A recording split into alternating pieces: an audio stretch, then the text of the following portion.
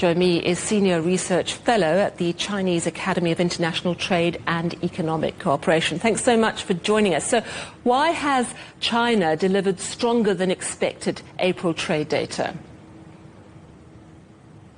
Well, in my understanding that the trade becoming very strong because that China is getting more confidence from our trading partners, and China's promises on the opening up of our market and also trying to lower the cost of doing businesses with Chinese market are really giving a lot of confidence for our trading partners. While at the same time, we are seeing that so many uncertainties happening in the United States and other regions, which has posed many threats on the stabilities of the global supply chain.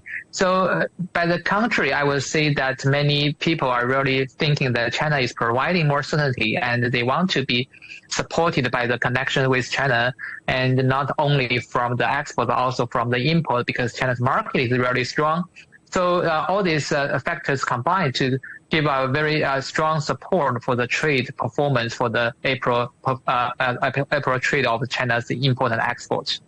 If we focus on exports, we know that this is a time of tariffs imposed by the United States, that this has been a difficult time for exports more generally. So what is the main driver behind this boost in exports from China? Well, export really account for China's manufacturing capacities. I think that is a very useful for people to think about the global supply chains reconstruction. And China has performed very stably in the performance for the manufacturing, especially for the machineries and the electronics.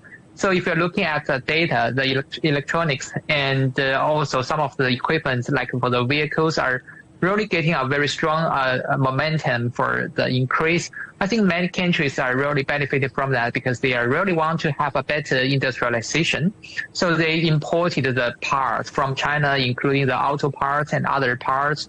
That is a very essential part of their manufacturing. And at the same time, China is also providing so many materials and also the people's using for the homes. So the textiles, the shoes, and also the furniture, many of these products are really giving a very strong support for the people to have abilities to fight against the inflation. So that is really what they really want to have from China.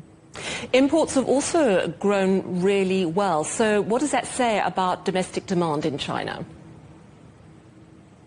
Well, China is promising that we want to open our market continuously. And in this regard, you can find that especially this year, we are having many strengths to boosting the consumption here in China, and we are also going to boost the integration of the Chinese domestic market. So the Chinese market is really huge. It's not only about the quantity, but also about the diversification. So, we have so many diversified demand for different kind of products. And in the same time, we reduced the tariffs from the import from Africa and also from other countries. Many free trade agreements are taking into effect. So all this combined to have a very strong certainties to the world. And I think that is the reason why we're seeing the market of China is really our important place for many trading partners to trying to pursue. And I think that Chinese companies are ready for this kind of cooperation. Do you believe this momentum will last? We are seeing a lot of geopolitical uncertainty. The Strait of Hormuz remains blocked. Oil prices remain elevated. Well, it's true that there are so many uncertainties and pressures for the global supply chains to reconstruct. But in my understanding, that the momentum could continue because that there are several reasons. First of all, that China is really good at manufacturing and the capacity is stable. That is providing so many certainties, even if that the energy prices are fluctuating. And the second, I would say that China's companies are not just maintaining their position in the traditional parts of the manufacturing.